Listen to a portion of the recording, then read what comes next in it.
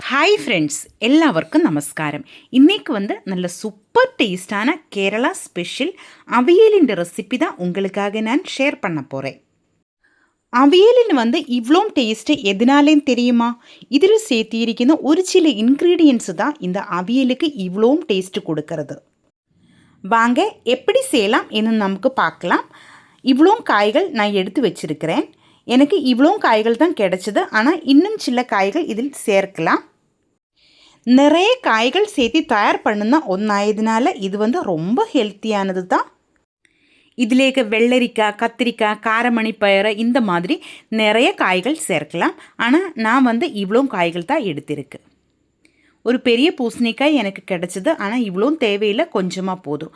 புடலங்காய், கேரட்டு, உருளைக்கிழங்கு, பீன்ஸு, சௌச்சௌ, அதே மாதிரி வெள்ளை பூசணிக்காய், சேனக்கிழங்கு, 2 முருங்கைக்காய் இவ்வளோ தான் நான் எடுத்திருக்கிறேன். இதை வச்சு நமக்கு இன்னும் சூப்பர் டேஸ்ட்டில் ஒரு அவியல் செஞ்செடுக்கலாம். ஒரு தடவை சாப்பிட்டா அந்த டேஸ்ட்டு மறக்க முடியாத அளவில் எப்படி அவியல் செய்யலாம் என்ன டீட்டெயிலாகிட்டு நான் இந்த வீடியோவில் சொல்கிறேன். இப்போ அவியலுக்காக நமக்கு காய்கள் கட் பண்ணி எடுக்கலாம். முருங்கைக்காய் இதே நீளத்தில் ஒரே சைஸில் நமக்கு கட் பண்ணி எடுக்கலாம். மேலே இருக்கிற தோலெல்லாம் நம்ம மாற்றி எடுக்கணும். இதே நீளத்தில் தான் எல்லா காயும் நம்ம கட் பண்ணி எடுக்கணும். இப்போ புடலங்காயும் அதே நீளத்தில் தான் நான் கட் பண்ணி எடுக்கிறேன். இதே மாதிரி எல்லா காயும் நமக்கு கட் பண்ணி எடுக்கலாம்.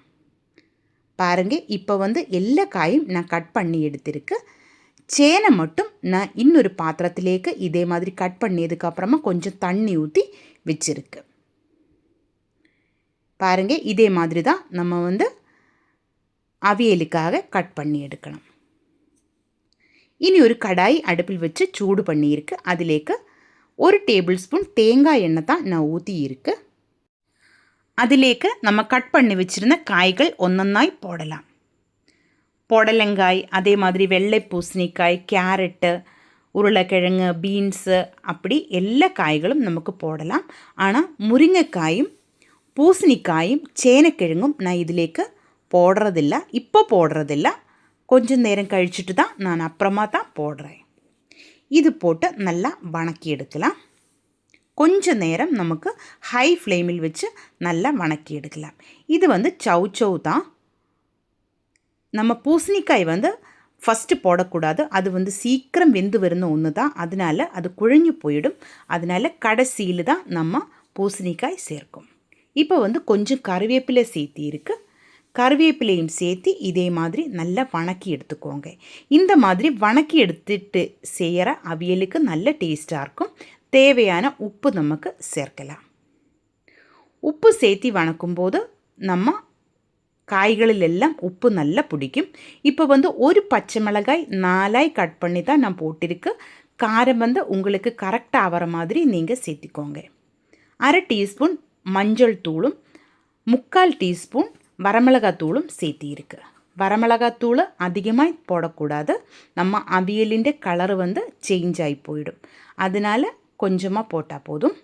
இதையும் போட்டு நல்லா வணக்கி எடுக்கலாம். இப்போ பாருங்கள், எல்லாமே ஓரளவுக்கு நல்லா வணங்கி வந்துருச்சு. இந்த டைமில் நமக்கு சேனக்கிழங்க கட் பண்ணியது போடலாம். முருங்கைக்காய் சீக்கிரம் வெந்து வருന്ന ஒன்று தான். அதனால் ஃபஸ்ட்டு நான் போடுறதில்ல.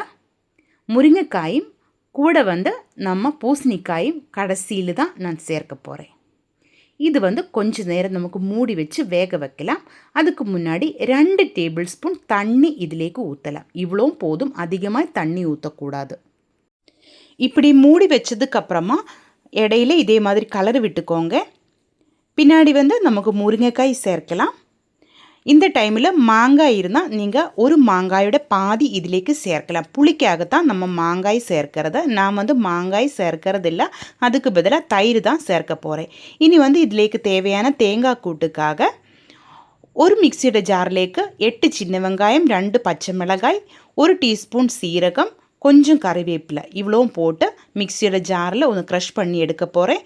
கூட 3/4 கப்பு தேங்காயும் 1/2 டீஸ்பூன் மஞ்சள் தூளும் போட்டு அரைச்செடுக்க போகிறேன். ஆனால் நல்லா அரைஞ்சு போகக்கூடாது. ஆனால் அரையாமல் இருக்கவும் கூடாது. பாருங்கள், இந்த மாதிரி தான் அரையணும். கொஞ்சம் கூட தண்ணி நான் இதிலேக்கு ஊற்றலை.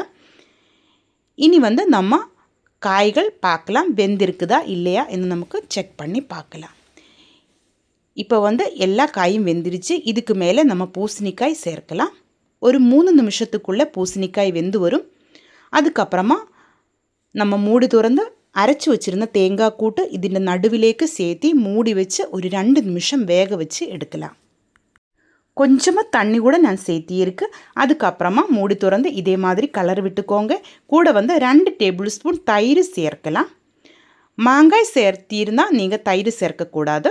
இப்போ வந்து நான் மாங்காய் சேர்க்கறது இல்லை, அதனால தயிர் சேர்த்து இதே மாதிரி நல்லா மிக்ஸ் பண்ணி எடுக்கலாம். கூட வந்து 2 டேபிள் ஸ்பூன் தேங்காய் எண்ணெயும் கொஞ்சம் கறிவேப்பிலையும் சேர்த்து இதே மாதிரி மிக்ஸ் பண்ணியதுக்கப்புறமா நமக்கு ஸ்டவ் ஆஃப் பண்ணலாம், மூடி வைக்கலாம். இப்போ வந்து நம்ம சூப்பர் டேஸ்ட்டில் அவியல் ரெடி ஆகிருக்கு.